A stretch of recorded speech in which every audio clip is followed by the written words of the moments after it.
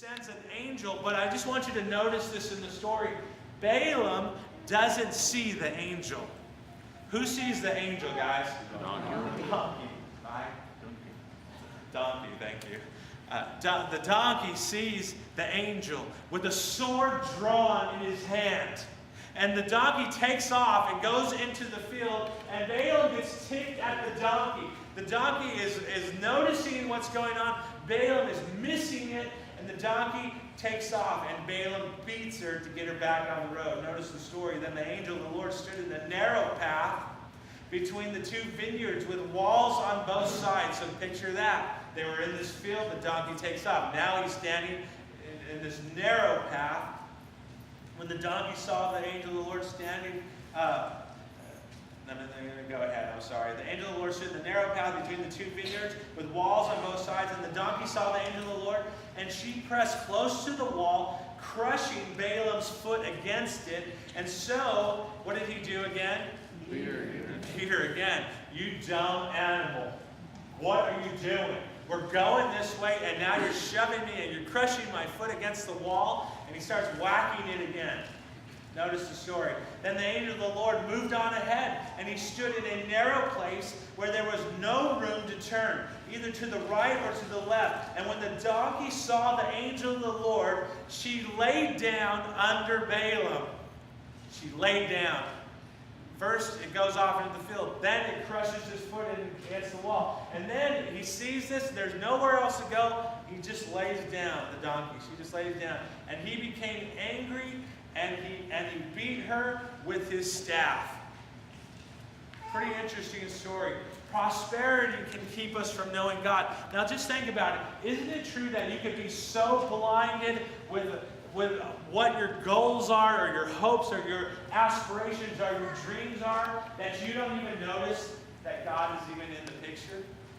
Isn't that true sometimes? That you can just be going through life, going your own direction, and God is trying to get your attention, and He's sending people, and He's sending things that would cause you to find Him and to seek after Him. But we can be so blinded, like this guy Balaam, that all we see is the thing in front of us, the thing we want, and we miss out on what God's blessing might be. So prosperity can keep us from knowing God. I want you to notice the second point. The hunt for prestige can keep us from obeying God. Not only wealth, but popularity and significance and position. This is who we are. I'm the owner. I'm the boss. I'm the one who calls the shots. Those types of things can keep us from obeying God. Now, who was this guy Balaam? If you remember what I said earlier, he was a well-known guy who was well-known in this area, that people would go to him and they would ask him the future. He was kind of like this fortune teller who talked with demons and spirits and other things. And he was very well known. And he was so well known that the king went after him to put a curse on these people. Well, the scripture tells us that he was looking to hold on to that, and it kept him from obeying God. Now here's the part of the story I want to point out to you. Numbers 22. Notice what happens in the story. Remember, Balaam had beat the donkey 3 times for disobeying him.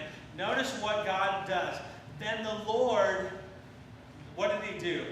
He opened the donkey's mouth. And notice this. And she, who is this she? The donkey, said to Balaam, "What have I done to you to make you beat me these 3 times?" And notice this. Balaam answered the donkey, "You have made a fool of me. If I had a sword in my hand, I would kill you right now." Now it's funny because can you imagine this conversation? The donkey starts talking and Balaam starts talking back. Now, like I said, this is one of those stories that people look and they say, that's ridiculous. Talking donkey, right? Right? That doesn't make any sense. Here's the point I just want to show you on your outline. It says that the Lord opened the donkey's mouth. If God wanted to do that, could he not do that? If he created the heavens and the earth and everything in it and below it and under it and every planet or solar system that exists in the universe, if he could do that, could he not open the mouth of a donkey? It's a question that Job had to wrestle with when he was considering who God was. God is able to do whatever he wanted, and in this instance, he opened the mouth of a donkey in order to correct this man Balaam. Notice what happens. It says, the donkey said to Balaam, "Am I not your own donkey, which you have always ridden to this day? Have I been in the habit of doing this to you?" "No," he says. Balaam says, "No, you haven't." Notice this. Notice the story.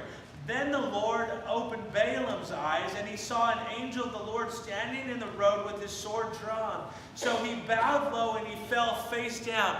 Can you imagine? He's talking to this donkey, and God shows him what he's been missing right in front of him. Look, there's this angel there. His sword is drawn. He falls off the donkey. He's laying there face down in the ground, afraid. Bowed low, he fell face down. The angel of the Lord asked him, "Why have you beaten your donkey these 3 times? I have come here to oppose you because your path is a reckless one for me. The donkey saw me and turned away from these 3 times. If she had not turned away, I certainly have killed you by now. But I have spared her. But I would have spared her. You know what? I would have saved your donkey, but you, Balaam, would have been dead. Your donkey saved your life." This desire for prestige was something that kept him from obeying God. The angel says that he was on a reckless course for his life, going down a path that God did not design him to go. In his mind, he was looking to have the wealth, he was looking to have prestige, to be this well-known person, continue that tradition, and yet God was opposed to him.